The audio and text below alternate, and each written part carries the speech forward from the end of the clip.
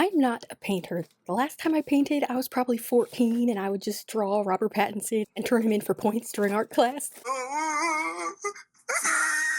But anyway, I have been staring at this paint by number for almost a year. I bought it for myself on my last birthday and I never did it because I kept telling myself it was a waste of time, even though I know it's not going to be a waste of time. I'm going to stretch my creative muscles. This map thing for the paint by number is so intimidating. I don't ever end up using this. It's literally like the scariest paper you've ever seen. Just toss that off to the side. So they send us 3 paintbrushes. There's a flat brush that's sort of big for the squares on this paint by number. There's a medium pointy brush and a tiny pointy brush. I start out using the medium pointy brush and then I switch to the tiny pointy brush and mainly use that for the entire piece. These buckly looking things, I honestly don't know what these are for. I never end up using them, so... My mom suggested I staple the canvas to this board so that it would be less wrinkly, so that's what I did. And there are 24 paints. My plan is literally to just start at paint color number 1 and get to moving. So that's what we do. I'm a little bit nervous at first because the canvas is already printed with the colors of the paint. And I had a little thought of like, what am I doing here? But then I started painting and like immediately loved it. As soon as I started painting, I felt like this could actually heal me. It was so fun and relaxing to just take the paint and put it inside the tiny little paint places. And I think the most important thing was I didn't feel like I was creating something. I felt like I was just kind of following directions and using my hands, and it felt really comforting and peaceful. At least for that first paint color. This feeling did not last, unfortunately. The texture of the paint is kind of gloopy. I mean, it's paint, so that makes sense. Some of the colors were worse than others, but it was sort of like pushing globs of soft glue around the page and like leaving the color behind rather than painting. Can you see the gloops there? There's just some gloops that was not always super fun. Some of the colors were extremely smooth and creamy and felt great, but not all of them did, so that was a little bit frustrating. I'm not going to make you watch me paint all of this pink stuff because you can't see it at all, so that's not interesting. So we're going to skip ahead to when you can start actually seeing me paint, and I'll kind of talk you through my thought process. So the first color was great. By the second color, I started feeling a little bit concerned that this was meaningless, and this whole process I kept trying to have to tell myself that it wasn't meaningless. I'm just doing something different. I'm not creating necessarily like my own fresh new work like I would be if I was writing my novel, but I'm practicing being offline and using my brain and my hands in a different way than creating my novel, so hopefully I won't just get stuck constantly like I do with my novel.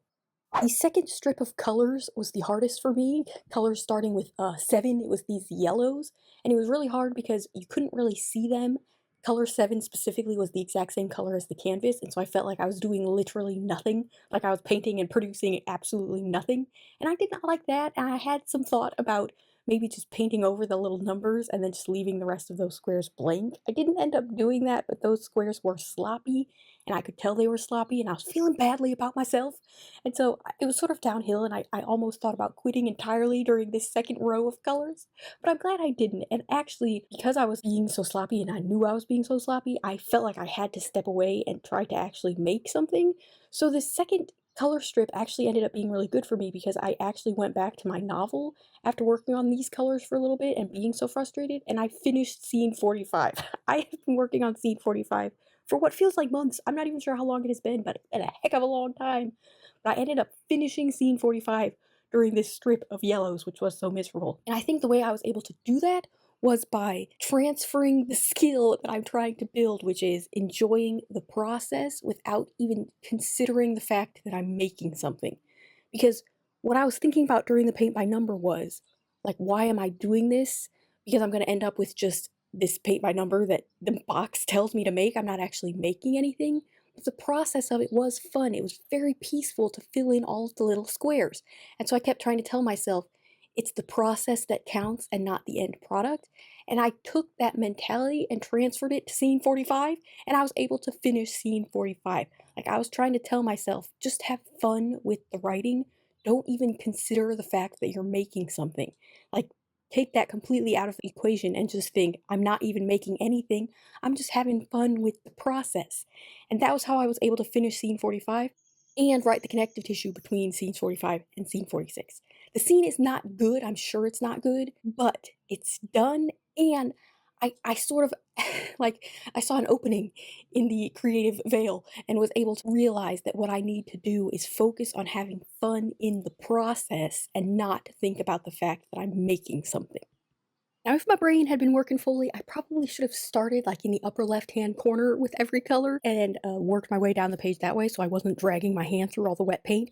But I never learned that. Not through any of the 24 colors did I ever learn not to begin just willy-nilly anywhere in the page and to start at the upper left-hand corner. But, you know, you live and you learn, I guess. I don't learn, but hopefully you do. Also, at the end of every color, when I thought I was finished with it, turns out there was still like 10 or 12 little tiny little squares that I had not yet filled in, because then by the time I'd finished all of the colors, there was still like well over 100 squares of just random numbers that I had not yet filled in, and I had to go back in and tediously fill each one in, switching between all of the colors, and it took forever, and I probably should have used the little map that they gave us. That was probably what it was for, or for times when I accidentally painted over the number of the next square and couldn't see what color that was supposed to be. But I never used the map for any of that. I just guessed, or I left some blank, or I just sort of filled in as I went. And I never used that map. I didn't do it correctly, but it still turned out. One of the things that was really testing me about this paint by number is I could see my brush strokes, and when the paint would dry, all the little white speckles of the canvas would poke up through the paint. And I don't know if that was meaning it needs 2 coats, like they were literally expecting you to do the paint by number twice in order to not have little white speckles poke up, or maybe it meant I wasn't layering the paint thick enough while I was painting. I don't know. I mean, could it have been the quality of the paints? Does that really make that much of a difference? I just don't know, but every time I would take a break and then come back to it and I would see all my brush strokes and the little white specklies poking up put through, I would always consider just quitting and throwing this away and stopping forever. So it was really a test, a struggle for my perfectionism, but maybe that's good for me, you know, maybe it's good for me to practice making something that looks bad in the end. I mean, at the end, it literally ends up looking exactly like the drawing on the box of what it said it was going to look like. So in that sense, it is perfect, but also in that sense, it made me feel like a printer. And so I just don't know. I don't know what the proper solution here is. But I think it's gotta be good for me to not make something perfect and to just be okay with it. But I just don't know. I still, part of me wants to just throw this away and never look at it again, but I don't know.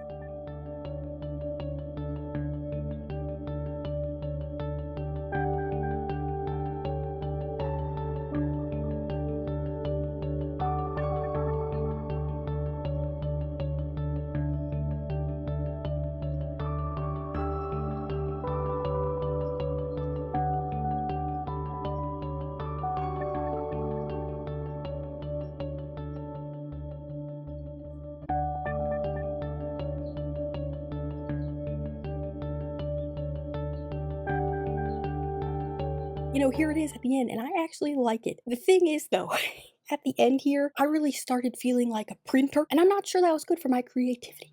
But here it is at the end. I'm trying so hard to stay in the thought process of the process is fun, the action is fun. It doesn't matter if I'm creating anything or what I'm creating. Like at the end of this, I end up with a painting that I like, but I felt so much like a printer that I'm not sure it was worth actually painting it, except for the fact that the painting itself was fun. That's what I have to tell myself. Hopefully, I can transfer that skill over to writing. It doesn't matter what I end up with, whether I like it or not, or if I end up with anything. The process itself is fun. So, like, here I have this painting. I can't decide if I want to look at it like all the time because I like it. I think it's pretty. That's why I picked this paint by number. But I also feel like I didn't actually create it. I just followed the instructions. And I'm just not sure how I'm supposed to feel about that. I do want to practice this technique again with this little craft kit. So that's what I'm going to be doing next. Please like and subscribe.